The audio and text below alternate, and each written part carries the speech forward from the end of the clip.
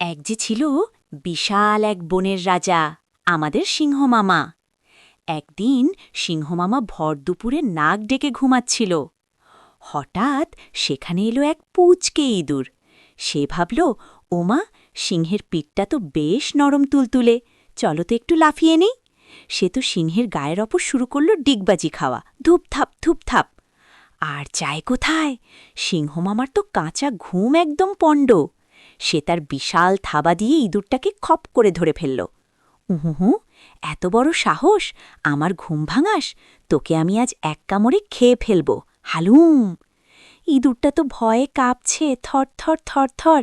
সে হাত জোড় করে বলল, ও রাজামশাই, প্লিজ আমাকে খাবেন না, আমি তো ছোট, আপনার পেটে তো এক ফোঁটাও ভরবে না।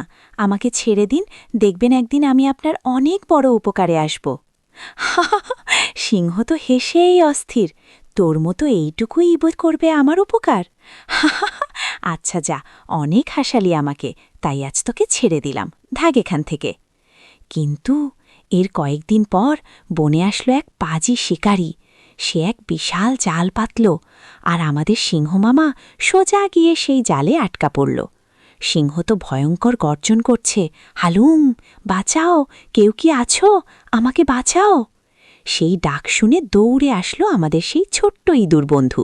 সে বলল, ভয় পাবেন না রাজামশাই, আমি আসছি। ইঁদুর তার ধারালো দাঁত দিয়ে কটকট কচাকচ কটকট কচাকচ মুহূর্তের মধ্যে পুরো জাল কেটে সিংহনামাকে মুক্ত করে দিল।